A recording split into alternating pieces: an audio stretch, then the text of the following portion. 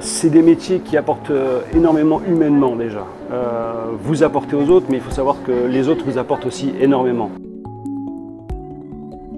Le poste de monitrice d'atelier consiste à prendre des personnes handicapées sur groupe. Faire de la formation professionnelle par le biais d'un atelier cuisine. C'est très varié, il y a différents postes, il y a différents groupes. Je gère aussi tout ce qui est éducatif avec un groupe de jeunes adolescents présentant une déficience. Ça commence à partir de 15 ans, à partir de 17 ans, ils font le choix d'un métier. ETC conditionnement, horticulture et atelier cuisine. J'ai commencé par de l'apprentissage, CAP, BEP, brevet professionnel et brevet de maîtrise cuisine. Quand je faisais la cuisine centrale, je faisais de l'accompagnement auprès des jeunes pour une première découverte professionnelle. Et voyant tout le bien que ça faisait aux jeunes, on a créé la section professionnelle cuisine.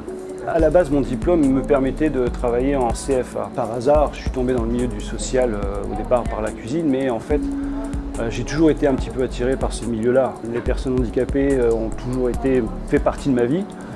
Et à partir de là, ça a été naturellement que les choses se sont faites. Nous avons un prestataire, donc le groupe ici effectue la découpe du fromage, la mise sur plateau d'entrée et de dessert. Et ils font le service le midi au self pour tous les agents de production qui sont présents sur les atteints. J'ai un diplôme hôtellerie BEP complet, que ce soit cuisine ou service.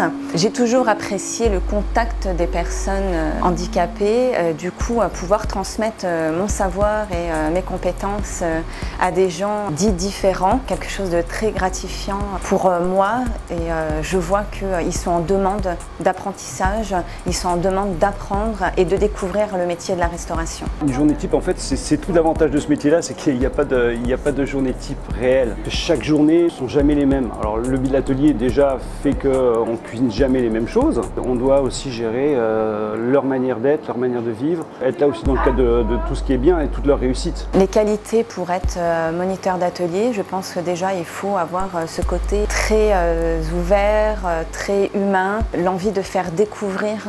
La patience, savoir prendre du recul, avoir une maîtrise technique et puis de l'empathie. Le partage, de transmettre nos connaissances et notre savoir et de les voir évoluer dans le temps, les pousser vers une inclusion dans le monde du travail propre. Voilà, c'est une fierté pour nous d'en arriver là.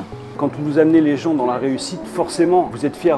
Déjà, vous êtes fiers du jeune, mais vous êtes aussi fiers de vous, d'avoir pu l'amener là. C'est que du bonheur parce que vous êtes dans la réussite totale, quoi. Ce qui me motive, c'est de voir leur sourire, la soif d'apprentissage. C'est motivant de se dire que tous les jours, on se lève pour leur apprendre quelque chose. Ils sont fiers d'eux. Quand je vois avec quel entrain ils viennent à l'atelier, c'est que ça leur plaît, quoi. Une bonne journée, c'est quand j'ai une personne de mon équipe qui me dit qu'aujourd'hui il a vraiment appris quelque chose. Refaire et retransmettre le savoir qu'il a pu acquérir sur la journée à sa famille, qui sont fiers de partager. Quand je vois l'acharnement qu'il peut avoir, la passion et la patience aussi pour apprendre, ça apporte beaucoup. Déjà la joie de venir au travail et se découvrir aussi un petit peu. Parce que des fois on pense qu'on est un petit peu réservé, qu'on n'ose pas aller vers les gens et puis finalement, à leur contact, on s'aperçoit qu'on a plein de qualités et que ces qualités-là, ils vous les rendent d'une manière ou d'une autre aussi.